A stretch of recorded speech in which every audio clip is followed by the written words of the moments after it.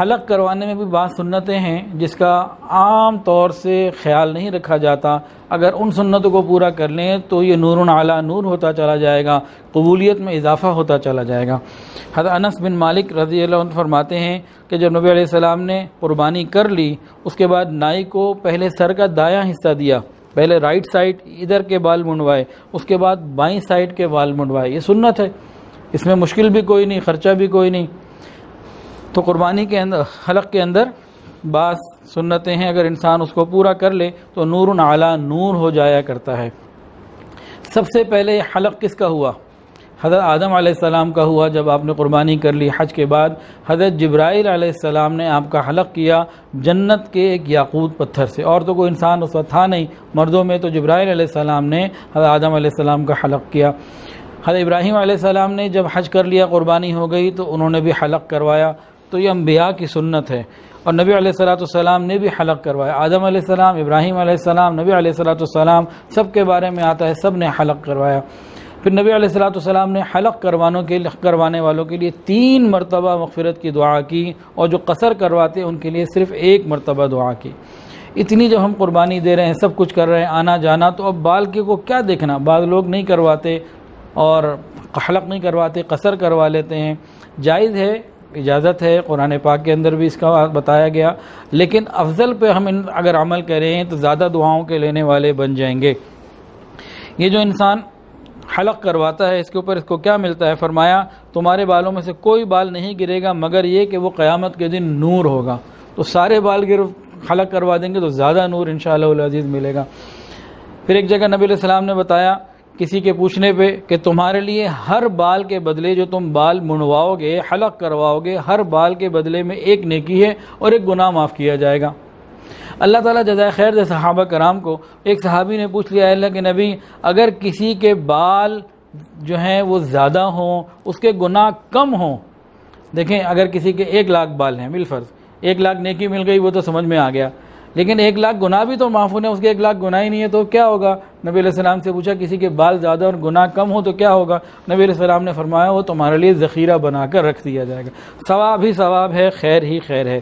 تو حلق کرانے کے لیے ایک تو انسان اس کی فکر کرے کہ پہلے دائیں طرف کا کروائے، پھر بائیں طرف کا کروائے، قبلہ رخ بیٹھنے کی کوشش کرے، اور فارغ ہونے کے بعد اللہ اکبر کہے، اور اس کے بعد اگر ممکن ہو تو 2 رکعت نفل بھی پڑھ لے، دعائیں مانگ لے۔ یہ قبولیت دعا کا وقت ہے۔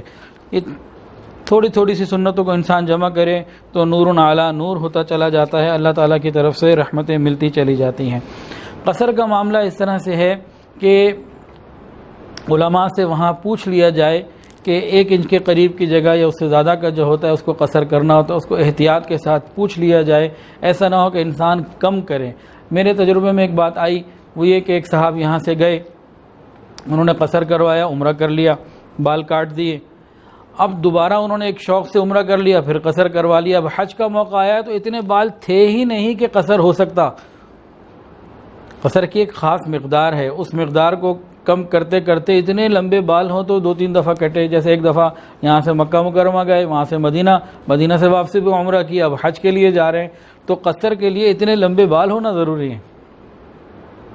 تو قصر میں احتیاط کی ضرورت ہے۔ بعض لوگ احتیاط نہیں کرتے اور ان کا احرام بھی اتار لیتے ہیں، اور جبکہ وہ فارغ نہیں ہوئے ہوتے قصر کے پورے عمل سے۔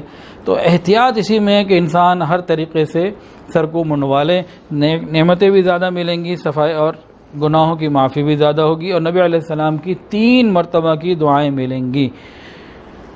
اللہ اکبر کبیرہ۔ جو شخص حالت احرام میں ہو وہ دوسرے کا قصر حلق وغیرہ کر سکتا ہے، کہ گروپ ساتھ آیا ہوا ہے اور ایک دوسرے کا کرنا چاہیں، رمی کر لی، قربانی ہو گئی، اب ایک دوسرے کی اگر انہوں نے سر منڈوانا ہے تو ایک دوسرے کی مدد لے سکتے ہیں۔ تو یہ 3 کام مکمل ہو گئے 10 تاریخ کے، رمی، اس کے بعد حلق کے فوراً بعد انسان اپنے کپڑے جو سلے ہوئے ہیں وہ پہن سکتا ہے، نہائے، ناخن کٹوائے اور اپنے آپ کو بالکل خوشبو لگائے، نارمل کپڑوں میں آ جائے۔ اب احرام کی ساری پابندیاں ختم ہو گئیں۔ ہاں، بیوی کی ملاقات وہ نہیں ہو سکتی، وہ طواف زیارت کے بعد ہوگی۔ اس کو طواف افاضہ بھی کہا جاتا ہے، طواف زیارت بھی کہا جاتا ہے، اور یہ حج کا دوسرا رکن ہے جو فرض ہے۔